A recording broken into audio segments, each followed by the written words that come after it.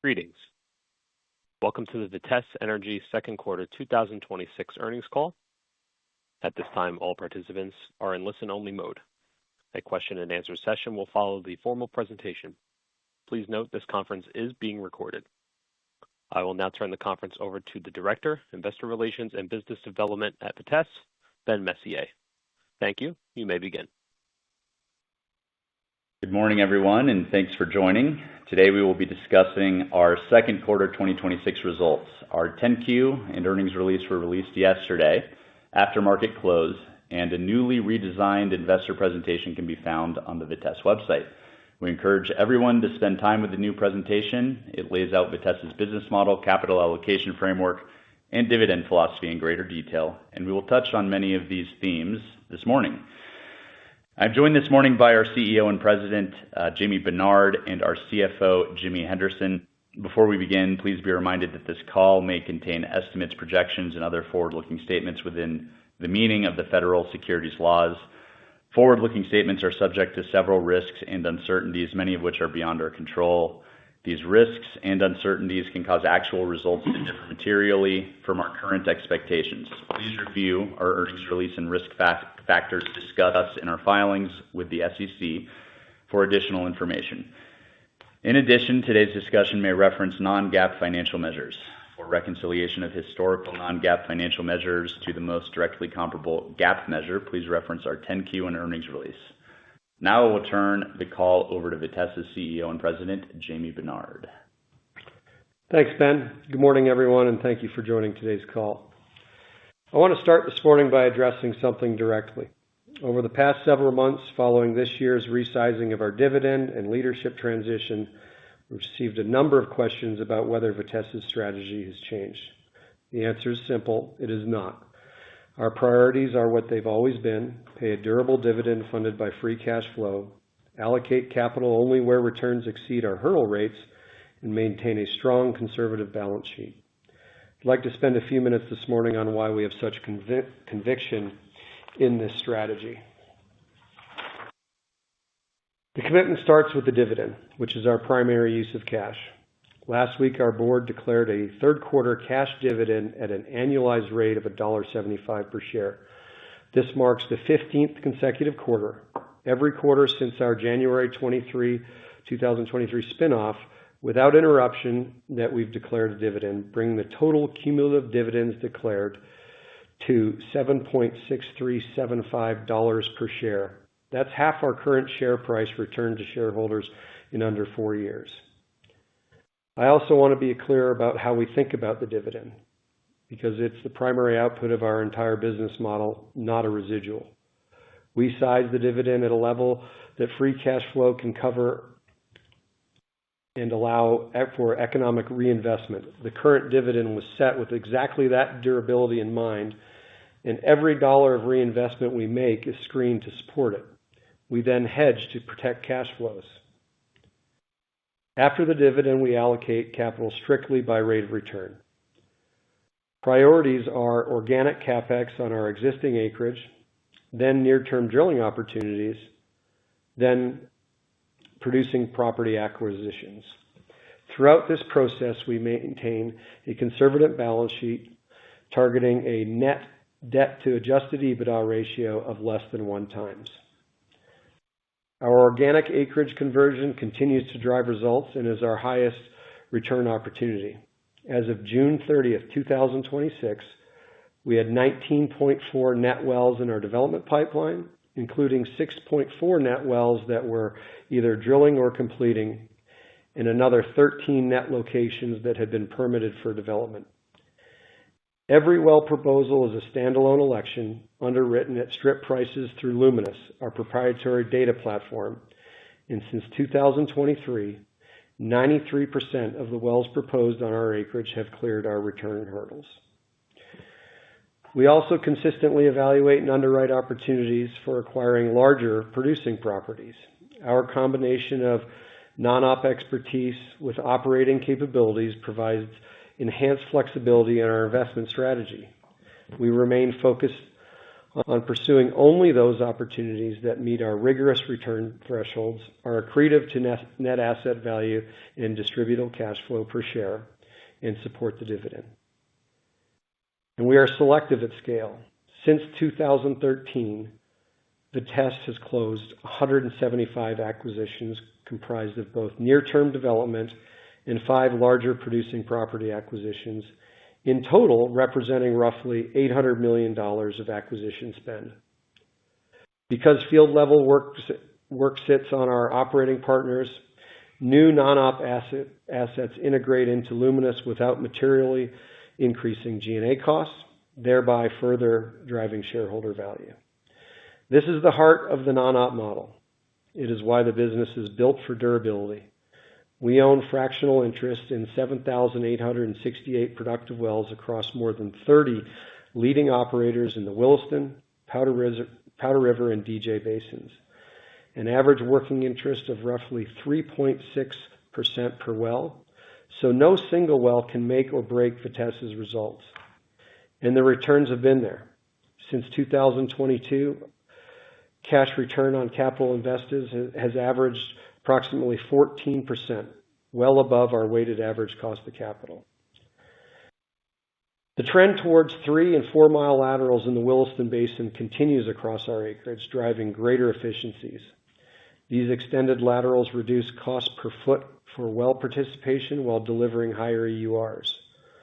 Year to date 2026, 3 mile or longer laterals constitute 69% of our AFEs, resulting in an average lateral length of nearly 15,000 feet, marking a 38% increase from 2022.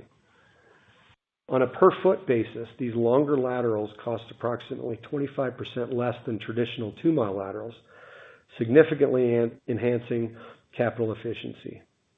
Just as important, longer laterals decline more slowly, which flattens out our corporate base decline, reducing the maintenance capital required to hold production flat and leaves more cash flow available for the dividend. And finally, our interests are aligned with you all's.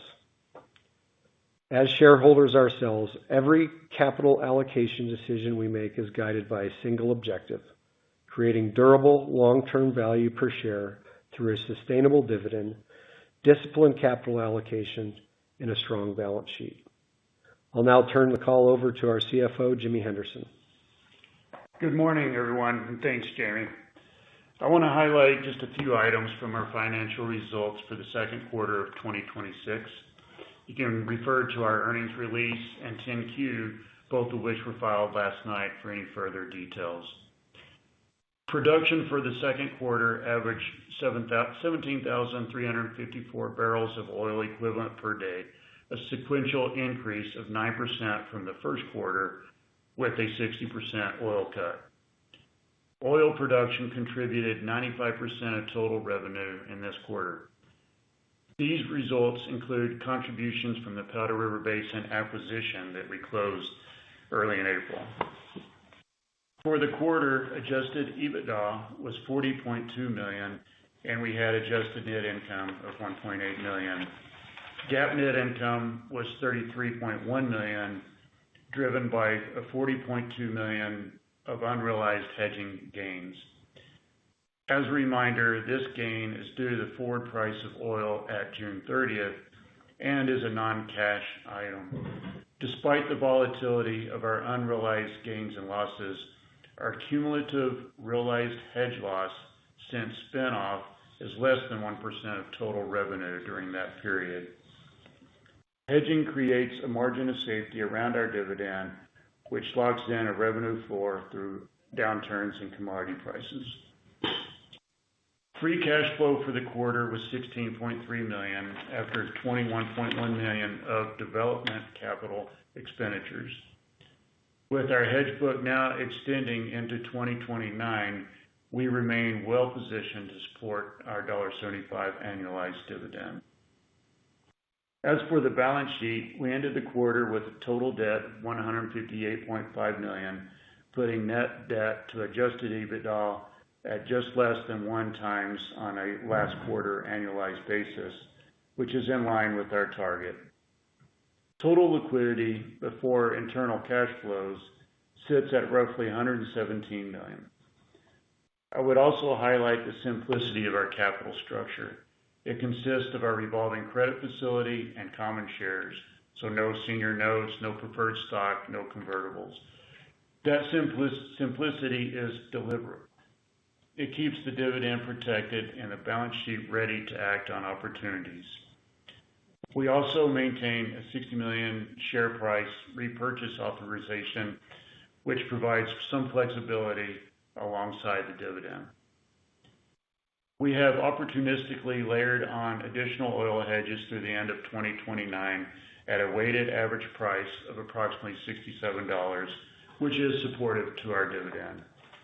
For the remainder of 2026, we have approximately 70% of our oil production hedged through swaps and collars with a weighted average floor of $63.57 and a ceiling of $66.53 per barrel.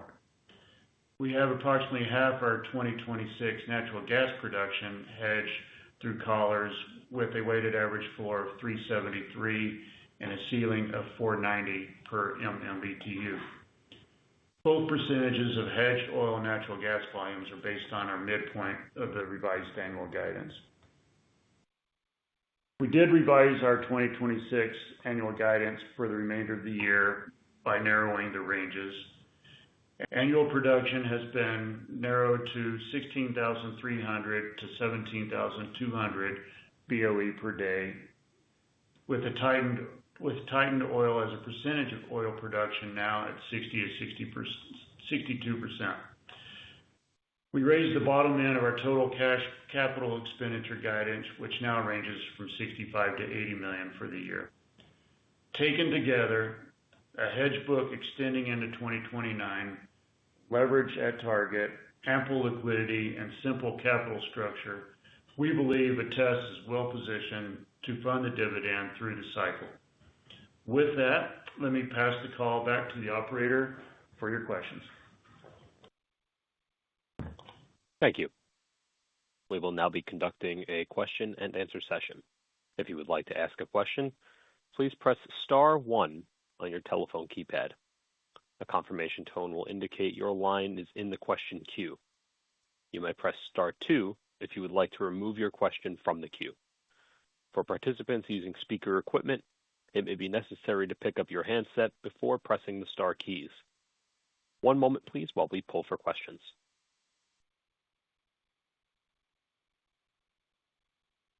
Our first question is from Jeff Grampp with Northland Capital Markets. Please proceed with your question. Hey, good morning, guys. Hey. I was curious, last quarter, obviously, markets are dynamic and things can change from call to call given a few months' time. But you guys had mentioned operated activity as a potential vector for, some organic growth CapEx.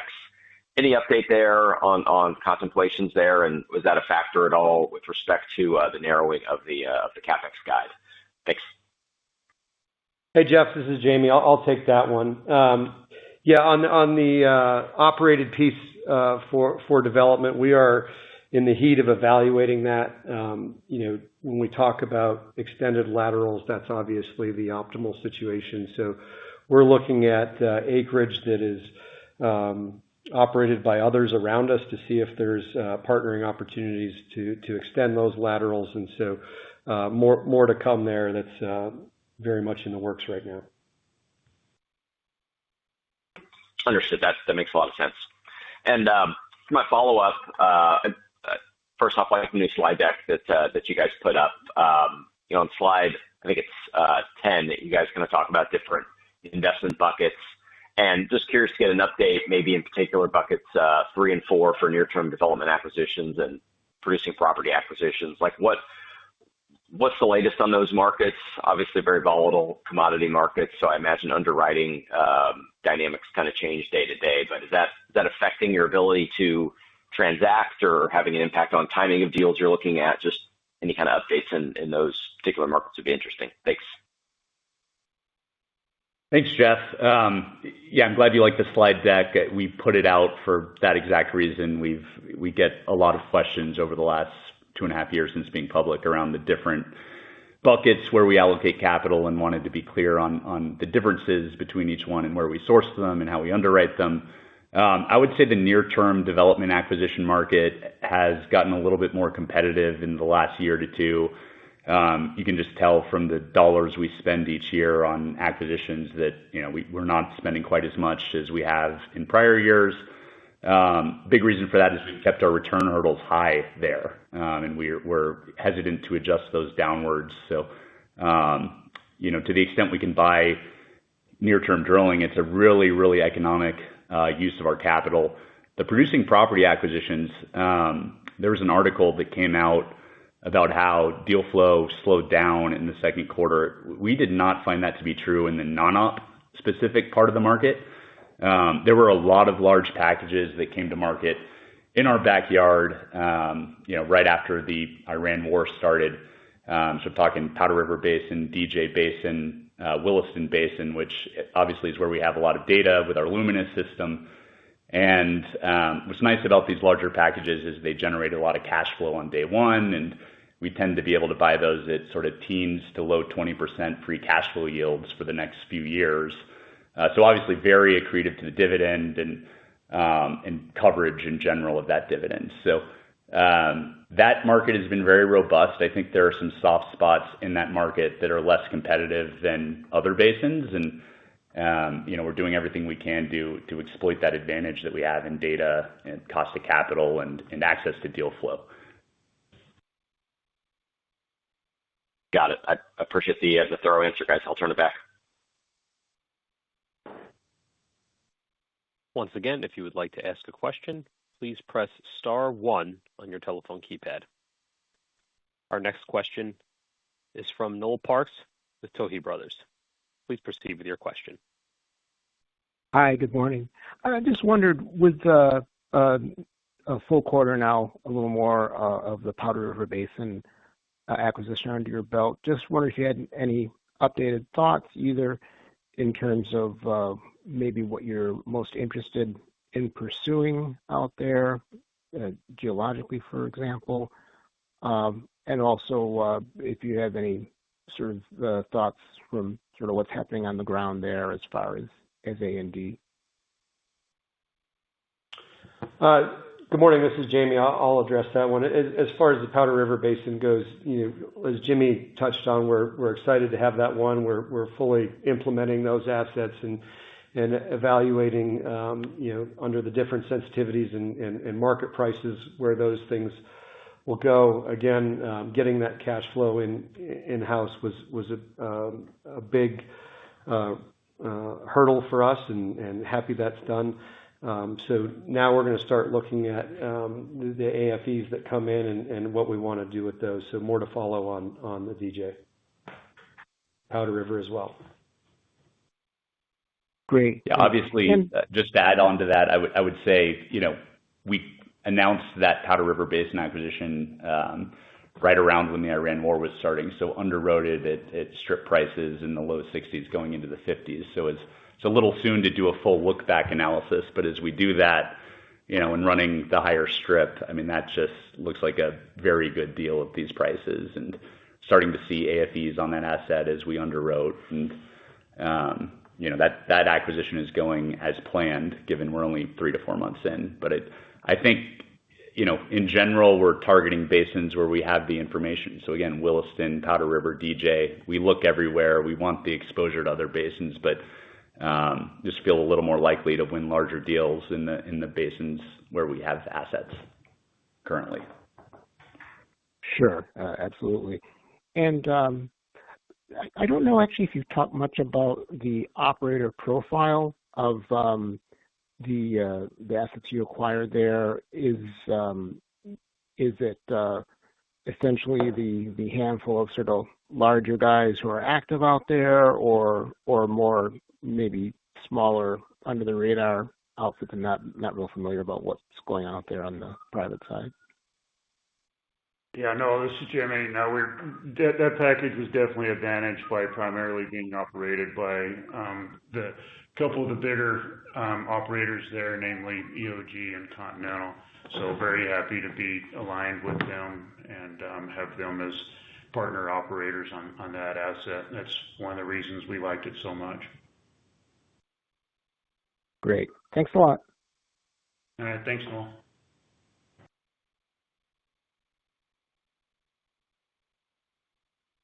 There are no further questions at this time. This concludes the question and answer session. I would like to turn the floor back over to Jamie Bernard for closing comments.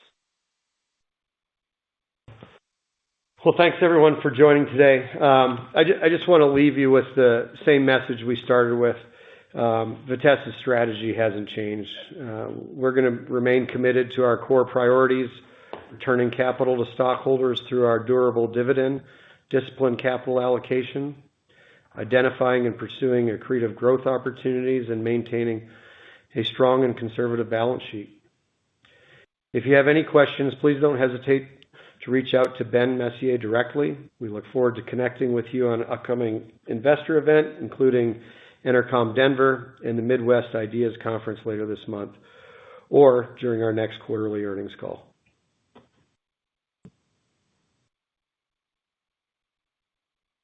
This concludes today's teleconference. You may disconnect your lines at this time. Thank you for your participation.